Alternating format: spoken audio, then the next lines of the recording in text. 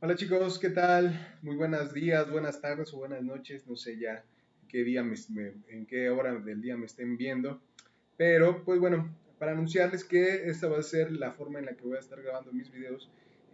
Ya no voy a hacer tantos lives, aunque sí los pienso hacer para resolver dudas en vivo y platicar y cotorrear un ratito, pero ahorita voy a subir este tipo de videos sobre las materias para que ustedes puedan verlos. No voy a dejar ningún tipo de trabajo al respecto de estos videos, es opcional. Si tú lo quieres ver y tú quieres reflexionarlo, pues cae en ti. Obviamente o yo pensaría que debería de ser obligatorio, pero pues bueno, no puedo obligarlos ni nadie puede obligarlos a ver este contenido. Lo que sí es que estaría muy bien que comentarios, sugerencias, me los pudieran poner en los comentarios, que le den like, se suscriban y puedan poner sus comentarios y preguntas sobre todo. ¿Por qué? Porque voy a hacer videos, voy a seguir haciendo más videos y espero que de esas preguntas que ustedes me pongan pueda seguir sacando otros temas de acuerdo a sus intereses. Ahorita durante el video les voy a explicar más o menos qué videos tengo en mente hacer para que ustedes se puedan interesar y no sea tan aburrida esta situación. Entonces, qué bueno que me acompañen, qué bueno que me ven. Les recuerdo que hoy este video va a estar dedicado a historia. Sé que no le doy a todos los grupos historia, solo le doy al A y al B, pero estoy consciente también un poco del atraso que tienen el C, el D y el E debido a la situación de la licencia médica de la maestra Noelia. Entonces también hago la invitación que se unan, que pongan sus comentarios, que pongan y expresen sus dudas. Yo las voy a responder a todos, ¿no? Ya sea del grupo que sea.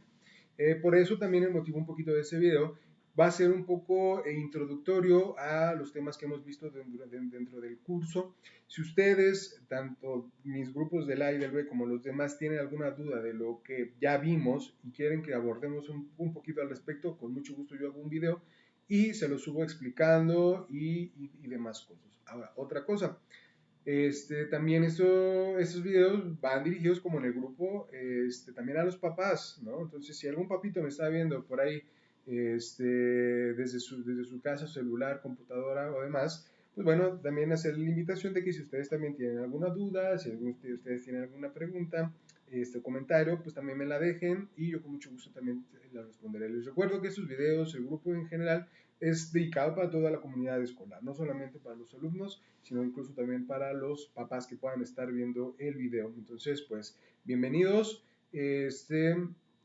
Les recuerdo que este va a estar dedicado a historia, sobre todo historia virreinal, que es la tercera trimestre, historia virreinal y la conformación de la Nueva España, hasta llegar a los indicios de la lucha insurgente revolucionaria de independencia. Entonces, bueno, vamos a estar un poquito tratando, voy a seguir subiendo videos, voy a subir videos de formación también, pero también voy a subir videos de historia. Todo depende de, pues, el agrado, porque pues si nadie ve, le pone like ni nada, pues, ¿para qué sigo haciendo si nadie nos va a ver, ni nadie va a comentar, ni nadie va a hacer caso a estos videos? Yo me estoy esforzando para poder subir estos videoblogs, me he estado empapando de todo esto, ya veo que no es nada fácil, les comento, ya me di cuenta que pues es mi conexión de internet, tampoco tengo la computadora adecuada para hacer streamings, entonces bueno, pues me es un poco más práctico subirlo de esta manera a modo de videoblog. Obviamente no lo voy a editar como los videoblogueros o youtubers, lo voy a hacer como me salga, pero espero que me tengan paciencia. Entonces esa es la forma en la que voy a estar subiendo estos videos. Bueno, voy a hacer Facebook Lives igual, pero solamente para responder preguntas, como lo hice la otra vez, aunque se me dio trave la cosa, pero lo voy a seguir haciendo. Entonces, bueno, estén ahí un poquito atentos. Entonces, voy a empezar un poquito hablando de cómo iniciamos el curso, no del primer trimestre, porque el primer trimestre es muy conceptual sobre la definición de historia, sobre las técnicas historiográficas y de apoyo para la comprensión e interpretación de la historia. Entonces, bueno, en el primer trimestre lo voy a dejar un poquito de lado. Vamos a empezar desde una introducción, una breve síntesis de el segundo parcial, que es cuando ya empezamos a ver el México prehispánico. Les recuerdo que el México prehispánico como su nombre lo dice, ¿no? Pre de antes, hispánico de los españoles, o sea, el mundo en América antes de los españoles. También se le puede conocer y se le puede entender como precolombino, ¿no?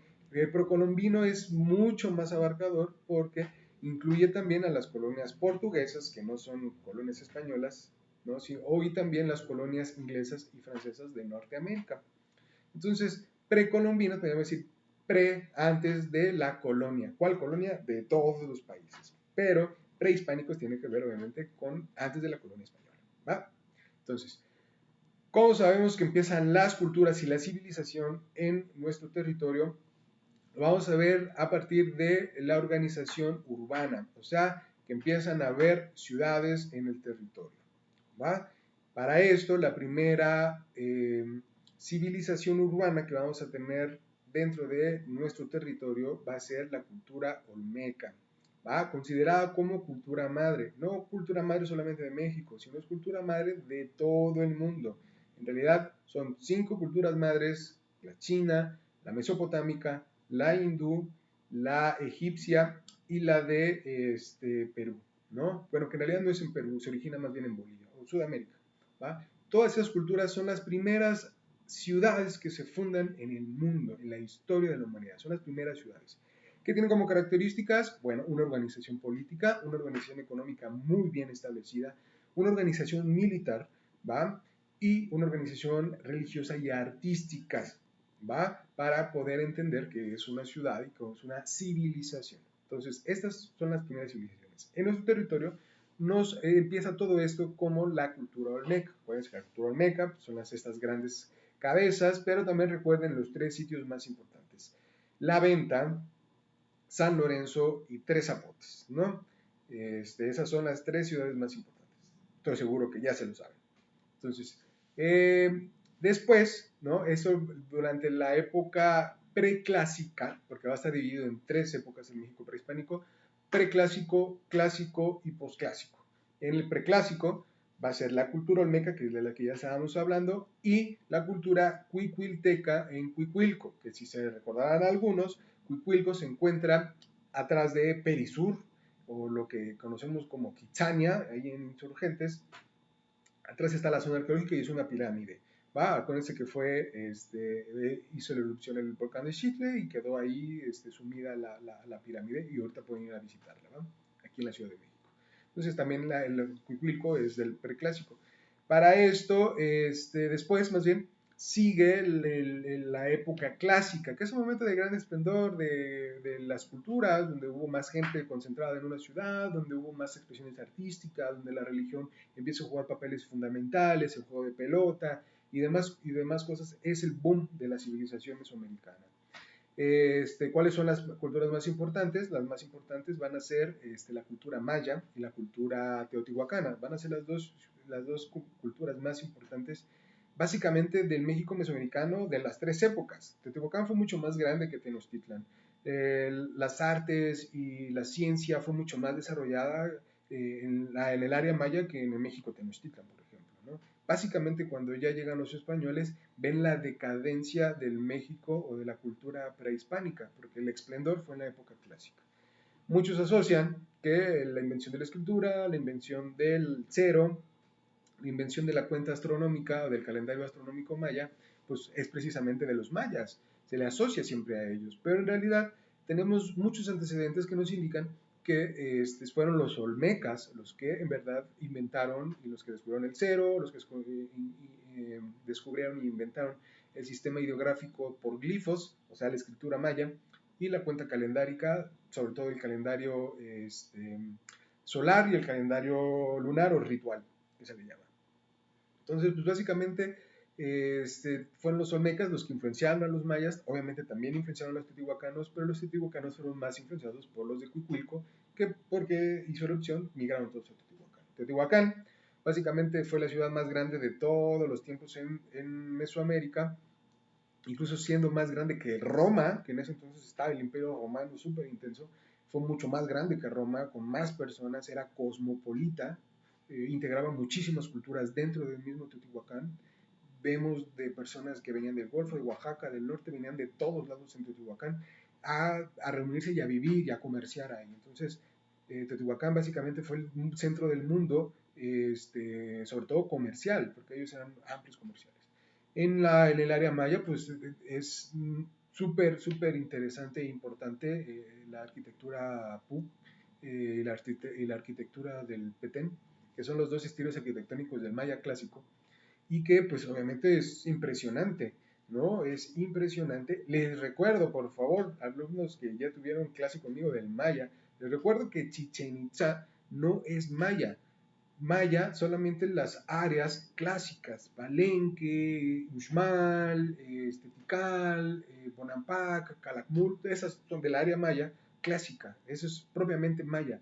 Acuérdense que Chichen Itza tiene influencias toltecas que vienen después del clásico, ¿no? Básicamente Chichen Itza es del posclásico y su arquitectura tiene que ver más con el área de tolteca y mexica que con el área maya, o sea, no tiene muchas escenas mayas en Chichen Itza. Sí lo hay, pero hay pocas, a pesar de que está en la región. Pero bueno, entonces, el área de Teotihuacán y Maya son los importantes del clásico. Del posclásico, pues es donde vamos a tener mucho más información. ¿Por qué? Porque cuando llegan los españoles, lo que ven pues, son todo un grupo de culturas que viven en México, y como los españoles pues ya tenían una escritura formal latina, pues ya escribían libros y todo esto, pues obviamente empezaron a registrar todo lo que veían. En el área, cuando fue en el preclásico y en el clásico, tenemos muy poca escueta información sobre los olmecas, sobre los teotihuacanos y mayas. Lo único que tenemos son sus ruinas y la poca escritura que escribieron los mayas. Entonces, tenemos muy poca información. Lo que tenemos que hacer es imaginarnos lo que pasó en base a la arqueología.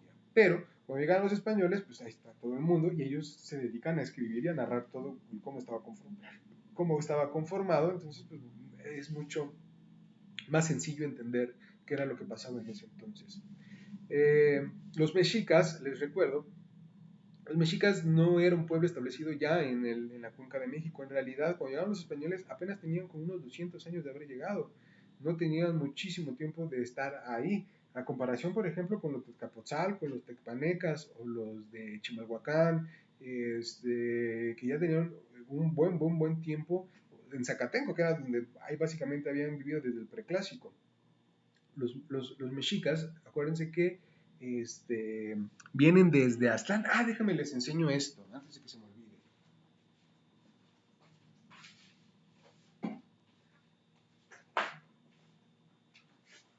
¿Va? Que ese, bueno, pues es el códice de la fundación, ¿no? De México Tenochtitlan y de su peregrinar y de, como les recuerdo que aquí hay cuentas calendáricas, aquí nos están contando también los tiempos, esto pues obviamente son las personitas, estos glifos que están aquí, ojalá se pueda ver bien, estos que están aquí pues representan como los nombres de los lugares, ¿no? Acuérdense que los caracolitos pues significa que están hablando, ¿no? Y bueno, y aquí está la leyenda de la famosa águila parada en el nopal, ¿no? Y de su peregrinación desde Aztlán.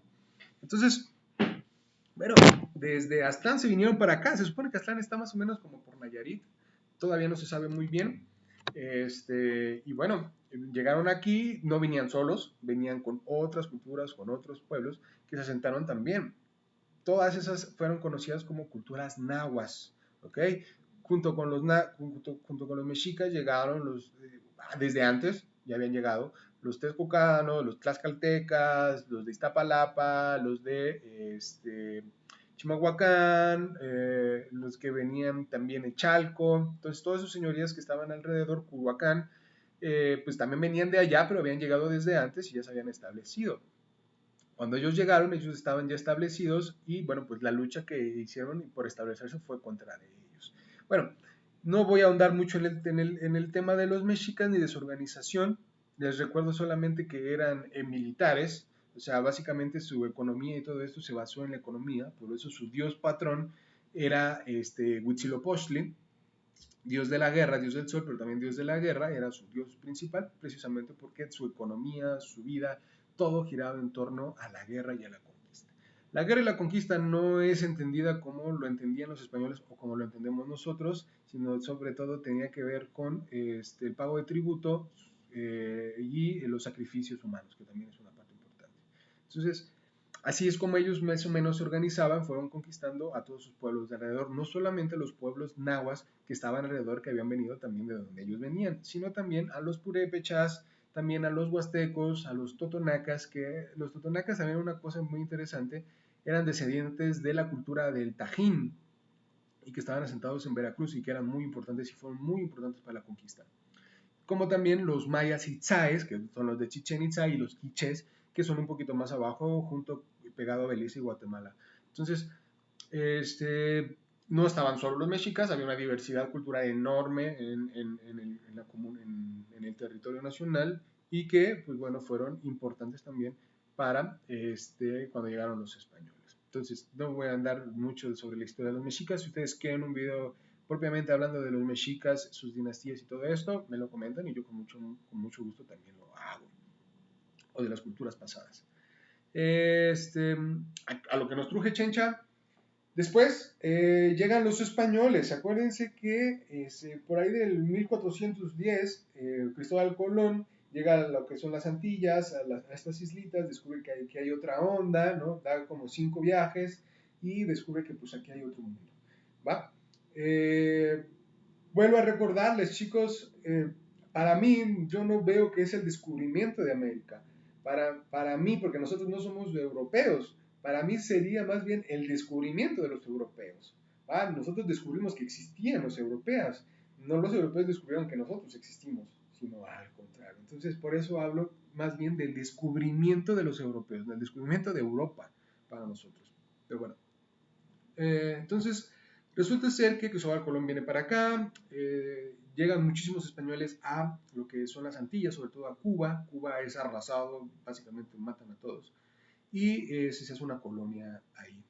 Entonces, de ahí se dan cuenta que hay más territorios más para abajito y más para el otro lado, entonces empiezan a explorar. Llegan a Mérida, llegan a estos lugares y descubren pues comunidades indígenas muy grandes, ¿no? En Yucatán descubren mucho y se van bajando a Tabasco, se encuentran con lo que resta de los olmecas, que se les conocen como olmecas xicalancas, o los xincalancas nada más, y en su tercer viaje llegan a lo que hoy conocemos como el puerto de Veracruz y precisamente lo bautizan así, el Real Puerto de la Bella Cruz, ¿no? Ahí lo fundan y encuentran ahí una de las más grandes ciudades de los totonacas, que es Zempoala. Zempoala es básicamente conquistado en base a las armas, porque hubo mucha muerte, y es donde encontramos a la gran y incomprendida y arrastrada Malinche, ¿no? Que es todo un debate, si fue traidora, no fue traidora, ok, no vamos a meternos en esas ondas, después podemos hablar también sobre la Malinche, que es una cosa importantísima y fundamental para entender la conquista de México Tenochtitlan, pero también importante para entender los primeros años del virreinato de la Nueva España. También importantísimo, ¿no? Porque tuvo hijos de Cortés, después se casó con una persona, después anduvo de aquí para allá y fue una persona importante también para la vida pública de la Nueva España. Encuentran a la Malinche, Malintzin o Doña Marina, después bautizada, y bueno, pues ella les ayuda precisamente para traducir y también para apoyar a los conquistadores. Les recuerdo que venían aproximadamente unos 200 soldados contra decenas de miles de soldados mexicas. ¿Qué pasó? Pues bueno, encontró que pues, muchas de las comunidades, pueblos y culturas que estaban alrededor, que eran tributarias, que habían sido conquistadas, pues no estaban muy de acuerdo con los mexicas. Los mexicas se cree que ya estaban en su época de decadencia, no tardaban mucho, si no llegaban los españoles, en derrumbarse. Hay muchas teorías, muchas otras muy importantes y muy coherentes, pero bueno, eso es para otro tema, o un tema que ya vimos de hecho. Entonces, llegan los españoles, toman Zempoala, hacen también una masacre, ahí el famoso, que ellos consideran cacique gordo, y dicen, ¿saben qué? Cálmense, nosotros ya les damos todo lo que ustedes quieran. Ahí es cuando Moctezuma se entera, va a ver los famosos encuentros con sus emisarios, con él mismo, las famosas predicciones y augurios de Moctezuma, que predicen el que venga otra vez Quetzalcóatl. Moctezuma piensa que Cortés es Quetzalcóatl y los demás son dioses, por sus armas de fuego, por los caballos y demás cosas. Moctezuma los invita, llegan los españoles, y bueno, los españoles entran en la Ciudad de México con las puertas abiertas, porque básicamente nadie les puso un pie, incluso antes de eso, tanto de Zempoala llegaron a Tlaxcala. En Tlaxcala también les hicieron guerra, pero al final los tlaxcaltecas vieron que también eran enemigos de los mexicas y se les unieron. Fueron a Cholula, Puebla, y los cholultecas pues también los recibieron mal, y los españoles fueron derrotados, pero después volvieron a regresar y hicieron una gran masacre en Cholula. De Cholula ya estaban a un paso de entrar a México Tenochtitlan. Moctezuma dice, ¿saben qué? Entren, no hay falla, ustedes son bienvenidos. Entran, y pues entran con las puertas abiertas. Entran y pues ven todo, escriben todo, andan cotorreando de aquí para allá, ven todo, saben de todo, ¿no? Empiezan a investigar de todo. Obviamente, el propósito de Hernán Cortés siempre fue que esas tierras se anexaran a la corona española, siempre, y sobre todo que fueran evangelizados, ¿va? En sus dioses paganos, que es una cosa bien importante, la colonización espiritual. Por lo tanto, Hernán Cortés sabía que eso iba a pasar por las buenas o por las malas.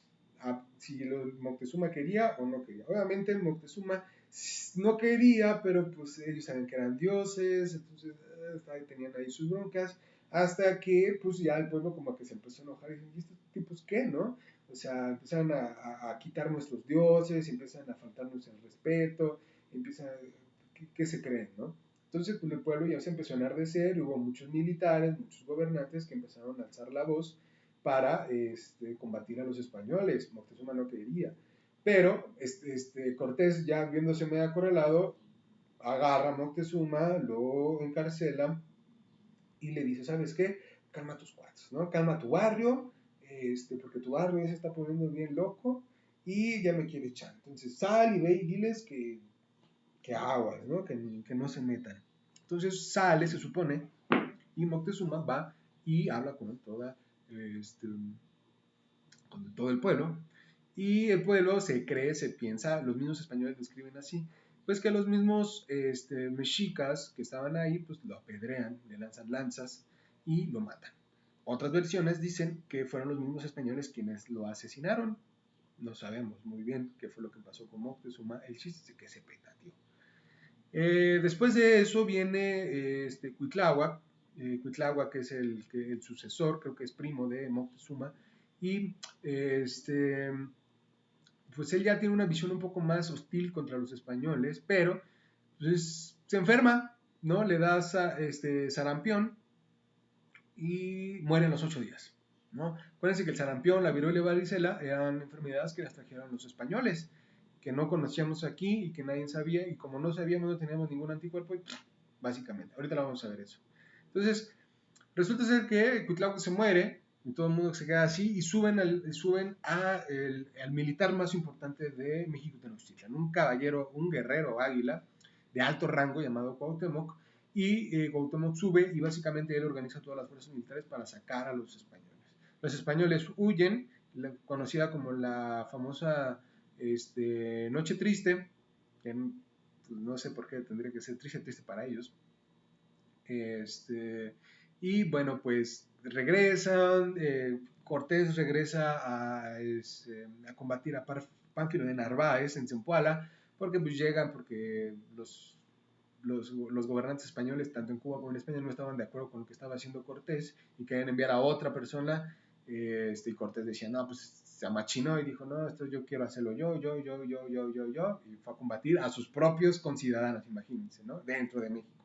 Fue a combatir a mismos españoles. Total. Después de varias campañas militares, de varias alianzas, logran derrotar al Imperio Mexica en México Tenochtitlan en 1521. Tanto Hernán Cortés como Cristóbal de Olid, como Bernal Díaz de Castillo, como Pedro de Alvarado, que pues eran las manos derechas, bueno, todas las manos de Hernán Cortés, no querían destruir México Tenochtitlan. ¿Por qué? Porque lo consideraban maravilloso. O sea, ellos creían que era la Venecia americana, ¿no? Y era mucho mejor que la Venecia por su arquitectura, por sus sistemas hidráulicos y por lo demás. No lo querían destruir. Más bien, en cambio, los mexicas pues se quedaron muy tercos, encerrados en su ciudad y no quisieron salir, ¿no? Quisieron seguir combatiendo hasta que murieran. Entonces, lo que hicieron los españoles básicamente fue bombardear, ¿no? Con cañones la ciudad durante días y pues dejaron la ciudad destruida, ¿no? A pesar de que ellos no querían hacerlo. Obviamente se rindieron, capturaron a Cuauhtémoc, y bueno, hubo ahí ya lo que ya bien sabemos después o más bien durante la conquista. Si no saben, si no han visto, les recomiendo que puedan checar también la película de La Otra Conquista. A algunos les recomendé también la serie de Hernán, que salió en el 7 History Channel. Pues miren, la cuestión con esa serie es que es clasificación C. Entonces, pues básicamente también lo considero a discreción y a consideración de los padres de familia, si les quieren poner esa o no. Para esto pueden haber otras series documentales en YouTube y también les recomendaría la película de La Otra Conquista, que bueno, pues muchos ya la vieron porque también se las dejé en los grupos, pero los que no, la pueden checar y pueden ver, ¿va? Entonces, 1521 cae y empieza lo que conocemos como el México colonial o el virreinato de la Nueva España, ¿va? Virreinato, ¿por qué? Porque no podía ser un reino independiente porque dependía de la corona española. Ahora, siento que está un poco mal definido el término colonia, porque colonia lo vamos a ver, por ejemplo, en Estados Unidos o en Brasil, que sí, ahí sí hubo colonias. O sea, llegaron los protestantes de Inglaterra a colonizar lo que se le llamaban las 13 colonias. ¿Por qué? Porque llegaron ellos, construyeron una mini ciudadcita, una villa, se encerraron, hicieron murallas y se encerraron ellos, hicieron una colonia. No convivían con las comunidades que estaban alrededor, al contrario, las masacraron y las mataron porque no creían que eran humanos. En México no pasó esto. En México hubo un proceso de mestizaje. Los españoles llegaron y no hicieron sus villas, ¿no? Y vivieron y se separaron. Básicamente hicieron sí ciudades, ¿no? Y ellos vivían en el centro, pero las comunidades y las personas seguían circulando por todos lados, a excepción de Mérida, que Mérida es la oveja negra de la colonia. ¿Por qué? Porque si alguien ha ido a Mérida, en Yucatán, se le conoció como la Ciudad Blanca, pero no la Ciudad Blanca porque estuviera pintada de blanca, sino porque los únicos que podían vivir ahí eran blancos, ¿no? Entonces, bueno, total, era una situación muy difícil. Les recuerdo que junto con los conquistadores llegaron también los monjes en sus monasterios. Entonces, bueno, aquí es donde nosotros vamos a empezar con el tema de la colonia y el virreinato. Les voy a repetir, a mí no me parece mucho bien el término colonia, aunque ya se dice, porque hubo muchísimo mestizaje, o sea, la combinación entre personas ibéricas o de la península o españolas con indígenas o comunidades originarias aquí en el territorio. Se hizo una cruza. Después vamos a ver la cuestión de las castas, ¿no? Que es sumamente importante también para entender la sociedad, pero ahorita solamente voy a hacer una breve introducción a el mundo de la colonia. Entonces, voy a ponerles una pequeña presentación, ¿va? Para poder entender un poquito mejor, acá más, qué fue lo que empezó. En el virreinato de la Nueva España, ¿va? Entonces, ese es el nombre completo, Virreinato de la Nueva España. Hay tres etapas. La primera es la etapa de la formación en el siglo XVI, la etapa del desarrollo o de consolidación, que es en la época del siglo XVII, y la última, que es la etapa de la crisis, que es dentro del siglo XVIII. Les recuerdo que la colonia o el virreinato de la Nueva España duró 3 siglos, 300 años duró esta época. Obviamente, durante esta época pasaron muchísimas cosas. Ahorita voy a concentrar y no voy a terminar en la etapa de formación, en la etapa número 1. ¿Va? Ok. Cuando conquistan Tenochtitlan, conquistan, sí, el centro tributario, pero conquistan básicamente nada del territorio. Hay muchísimas culturas y ciudades en el norte y hay muchísimas culturas y ciudades en el sur. Tenochtitlan sí era muy importante por su poder militar. Los demás eran también muy poderosos. Sobre todo, por ejemplo, los purépechas en Michoacán eran muy poderosos también militar y económicamente. Se cree que si los españoles no hubieran llegado, los purépechas ya le hubieran ganado a los mexicas, sobre todo porque ellos ya conocían la aleación de cobre. Entonces ya podían hacer armas, ya habían podido hacer armas de metal, y eso le hubiera dado una gran ventaja militarmente a los mexicas, y eso hubiera podido perder, pero llegaron los mexicas. También se sabe que dentro de los mexicas, los comerciantes, tenían guerras entre sí, los famosos macehuales. Iba a haber una revuelta macehual de los comerciantes en contra de los grandes señoríos mexicas. Entonces se cree que probablemente si hubieran llegado los españoles, de todos modos el imperio mexica hubiera valido queso. De todos modos, cuando llegaron los españoles, tomaron el ejército mexica y empezaron a hacer campañas militares en toda la república. Descubrieron que en el norte de México había minas, estaban descubriendo minas de plata y de oro, y claramente Cortés ahí y sus allegados hicieron sus ambiciones y se fueron para el norte del país, pero hubo también expediciones para hacia el sur, sobre todo con Pedro Alvarado, pero después llegaría Francisco Montejo y Fray Diego de Landa, que también es una importante abajo, ¿no? En el sur del país. En el norte va el mismo Cortés, y también van algunos frailes con él, Fray Torquemada, y va con ellos varios conquistadores que logra convencer para ir a expediciones al norte. Entonces, básicamente, hacen conquistas militares durante todo el territorio. Aproximadamente, yo creo que eso les cuesta unos 200 años tratar de conquistar todo el territorio de la Nueva España, ¿no? Con sus revueltas que había, pero pues les tardó muchísimo y fue muy difícil y complejo la conquista de todo el territorio en la Nueva España. Entonces, no solamente todo terminó con la conquista de México Tenochtitlan, sino hubo muchísimo tiempo de estas formas conquistar todo el demás territorio. Entonces, bueno, es importante también saber que aunado a la conquista militar, pues los mismos mexicas se unieron a los españoles para conquistar los otros. Aquí vemos un códice, que hubo códices después de la colonia, o sea, durante la colonia más bien, hubo personas que siguieron pintando códices ya como combinado con el arte occidental o el arte europeo, ¿no? Aquí vemos precisamente aquí a los españoles y los mexicas. ¿Cómo sabemos que son mexicas? Bueno, por la garza que representa Aztlán, los que vienen de Aztlán, los que ellos mismos se deponían como aztecas, ¿no? Y los mexicas. Se supone que están peleando contra los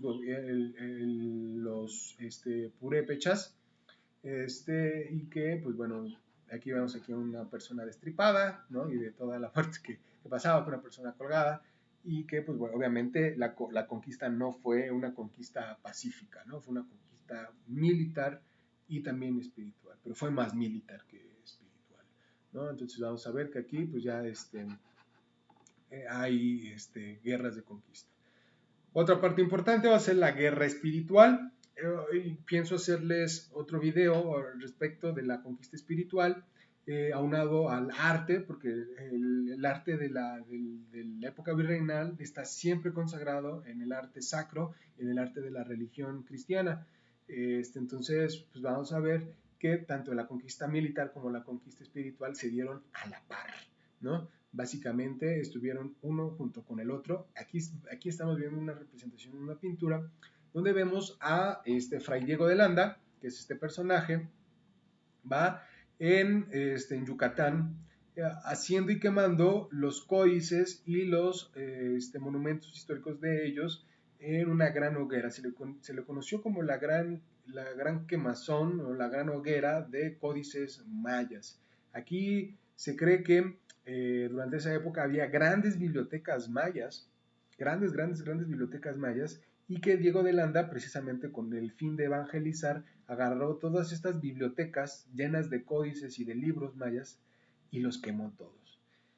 Sinceramente, ojalá nunca los hubiera hecho porque así tendríamos mucha información, porque se cree que esos códices que se quedó venían desde el preclásico, imagínense. O sea, sobrevivieron miles de años ahí en esas bibliotecas y que lo conservaban muy bien hasta que llegó esta persona y lo hizo. Obviamente apoyado por los militares, ¿no? Del militar. Entonces, pues básicamente la religión cristiana no entró porque las personas que vivían aquí lo quisieran, sino entró gracias a las armas, a la imposición y a la fuerza, entró la religión a la fuerza. Ahorita, hasta ahí todavía todo estaba, la religión y la evangelización estaba a manos de la iglesia monástica, de los monasterios y de los frailes, ¿no? Sobre todo jesuitas y franciscanos que llegaron, benedictinos también llegaron, a evangelizar, ¿no? Muchos de ellos, como Diego de Landa, pues sí hicieron cosas medias atroces, pero hubo también otros que venían ya con ideas de la ilustración y que ya consideraban a las personas como, a las personas que vivían en las comunidades prehispánicas como personas y que solamente eran dignas para evangelizar y no para maltrato y no para eso, y que bueno, pues hubo muchos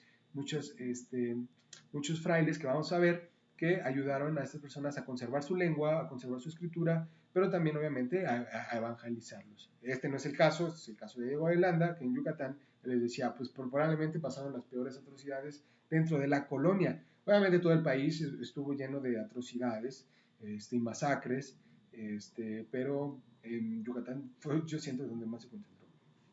Después de que fue la gran expulsión de los frailes, sobre todo de los jesuitas, por una confusión ahí con los españoles, llega la iglesia secular y llega la Inquisición. Y ahí es donde la puerca torce el rabo y donde se hacen los peores crímenes hacia las comunidades originarias para la imposición del cristianismo. Entonces, eso va a ser algo que vamos a checar después. Ahorita no, que lo vamos a ver junto con el arte y la organización religiosa y política también de la Nueva España, que es diferente, por ejemplo, antes de la retirada de los jesuitas, como también después de las reformas borbónicas. Las epidemias, pues básicamente fueron probablemente el gran factor, ¿no? de diezmar la población originaria en la Nueva España. Puedo repetir porque no había aquí esas enfermedades, no existían, ¿no? Los españoles allá estaban totalmente acostumbrados, sobre todo por sus falta de higiene personal y de higiene y de, por ejemplo, de alcantarillado y de drenaje en Europa. Les recuerdo a los del A y los del B el origen de la palabra aguas, ¿no? Cuando te dicen aguas, que era porque los españoles tanto su popó y pipí, como no tenían drenaje, las aventaban por la ventana y si alguien iba pasando por ahí caminando, pues le gritaban aguas porque si no le caía ahí toda la popó y pipí en su cabeza, ¿no? Aquí en México teníamos unos sistemas hidráulicos impresionantes, o sea, básicamente las personas en México eran súper higiénicas y aseadas en comparación con los españoles, ¿no? Los españoles se cree que se bañaban una vez al mes, si bien les iba. Y en México, mínimo en México, Tenochtitlan se tiene registro que se bañaban 2 veces al día. Imagínense, 2 veces al día se bañaban. Allá, una vez al mes. Entonces, pues todas esas medidas antihigiénicas y todo esto trajo consigo muchísima enfermedad, pero los españoles ya estaban un poco inmunes. Entonces llegan aquí a la Ciudad de México y ven todo esto y las comunidades aquí se infectan, ¿no? Y hubo muchísimas muertes. El mismo Cuitláhuac, que les decía, su sucesor de Moctezuma muere de sarampión y, pues bueno, sucede a Cuauhtémoc. Y así mueren muchísimas personas, muchísimas, muchísimas, muchísimas.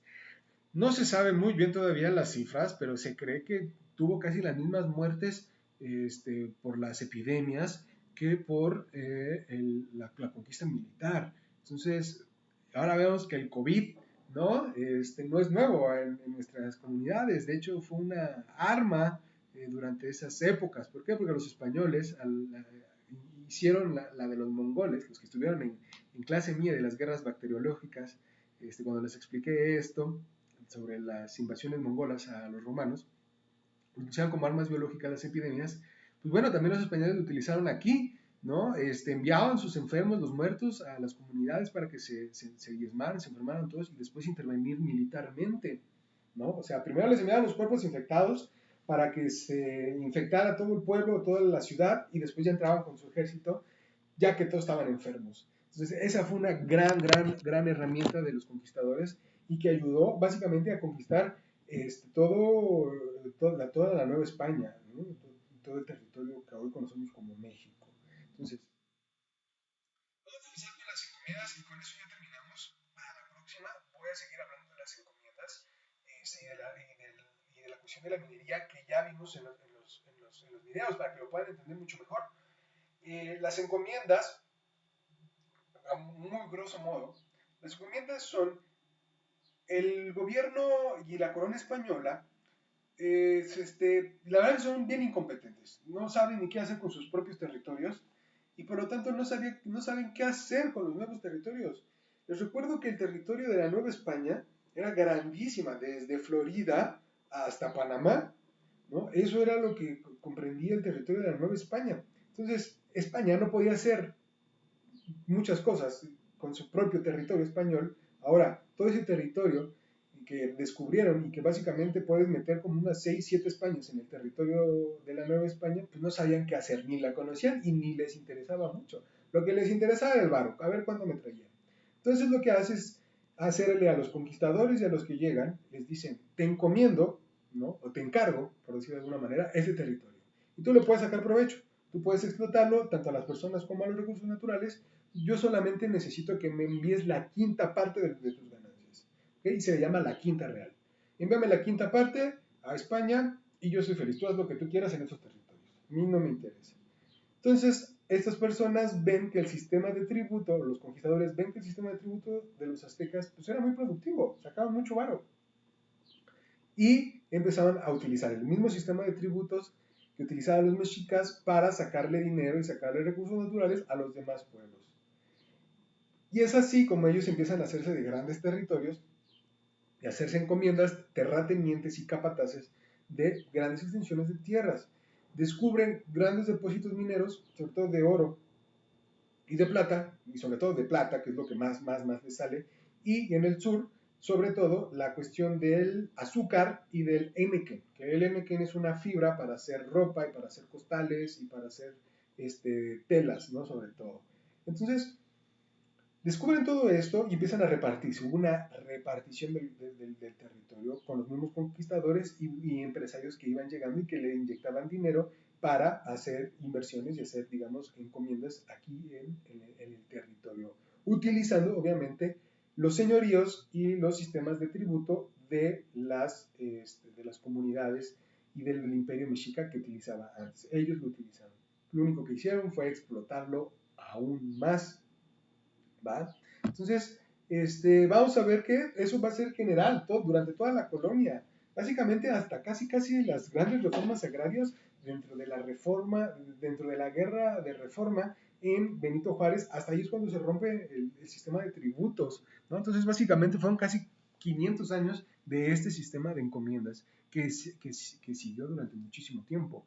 Entonces, aquí vamos a ver, por ejemplo, a que es un noble mexica, se cree que es Chimalpopoca, Hernán Cortés, que él, lo que hace Hernán Cortés es darle títulos nobles, o sea, les da poder a los que ya tenían poder, no los mata, ¿no? Sino los integra al sistema de gobierno español y los hace parte del gobierno español, ¿no? A los nobles, a los que eran gobernantes en la época de el México Tenochtitlan, ¿no? Los incluye y hace que ellos pues vean y administren todo el sistema tributario y le den ese dinero a los españoles. Entonces, básicamente los españoles no cambiaron mucho, hicieron y dejaron las cosas igual, solamente que quien ganaba el dinero, pues iban a ser los mismos españoles. Y así es como repartieron básicamente todo el sistema económico a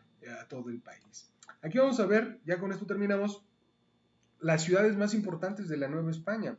Vamos a ver que México está aquí en medio, o la Ciudad de México, México Tenochtitlán, pero probablemente no es la ciudad más importante. Si ustedes recuerdan, cuando fue la independencia de México, la independencia de México no se hizo en la Ciudad de México, se hizo en Guanajuato, se hizo en Querétaro, allá fue lo más importante. ¿Por qué? Porque durante la Nueva España México no tuvo mucha importancia. ¿Cuáles eran las ciudades importantes? Era obviamente Guanajuato, Querétaro, Zacatecas, Aguascalientes, porque eran las ciudades mineras. La minería básicamente fue lo que mantuvo a la Nueva España. Ahora vamos a ver también, después vamos a hablar bien de la minería, vamos a ver aquí también Veracruz y Acapulco, eran los dos puertos más importantes básicamente del mundo, en serio, porque la cantidad de dinero que salía de Veracruz hacia España era impresionante. La cantidad de plata que sacaban del Bajío y del norte del país, todo se iba para Veracruz y de Veracruz salían barcos hacia España. Y aquí es una cosa bien interesante, nace la historia de los piratas, ¿no? De los bucaneros, filibusteros y corsarios, ¿no? Y de estos famosos piratas del Caribe que anduvieron dentro de todo este territorio del Caribe y del Golfo de México, interceptando los buques que salían de Veracruz, de Campeche, que estaba por acá, de Mérida, también de Tampico, que es de por acá, e interceptaban esos barcos y les robaban todo ese oro y esa plata que iba de México hacia España. Gracias a eso, la corona inglesa o el imperio inglés se hace muy fuerte porque contrata a estos mercenarios piratas, ¿no?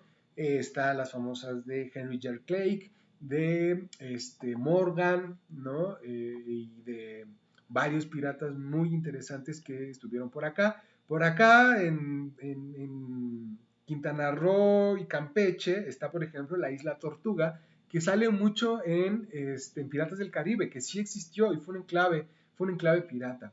Entonces, aquí andaban todos estos piratas. Si ustedes quieren, puedo hacer un video de los piratas, justamente en la historia de la Nueva España, porque los piratas jugaron un papel importante para la historia del mundo y de la Nueva España.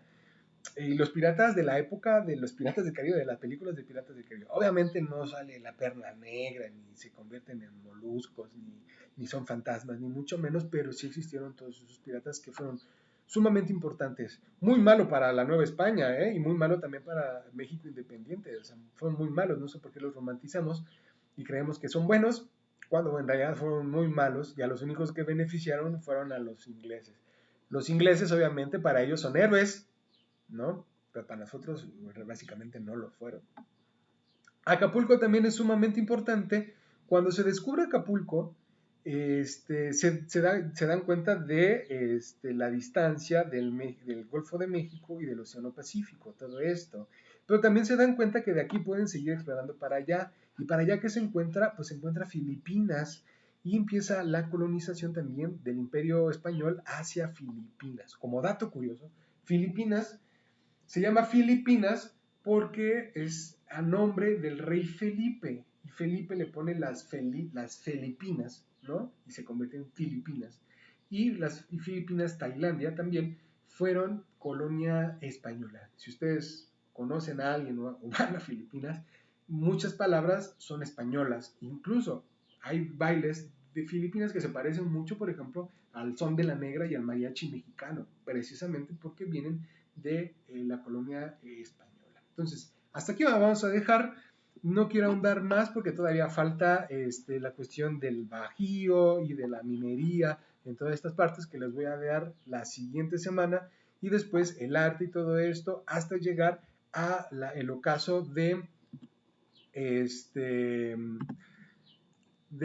la colonia y los albores de la guerra de independencia. Sin más que decir, ya me extendí muchísimo. Les doy las buenas tardes, buenos días o las buenas noches y en verdad espero sus likes, sus suscripciones y sus comentarios sobre todo. Pregunten y si tienen algún tema que les interese dentro de la época y del contexto y del temario que quieran que yo hable y con mucho gusto yo los voy a hablar. Sin más por el momento, ¡Xiao!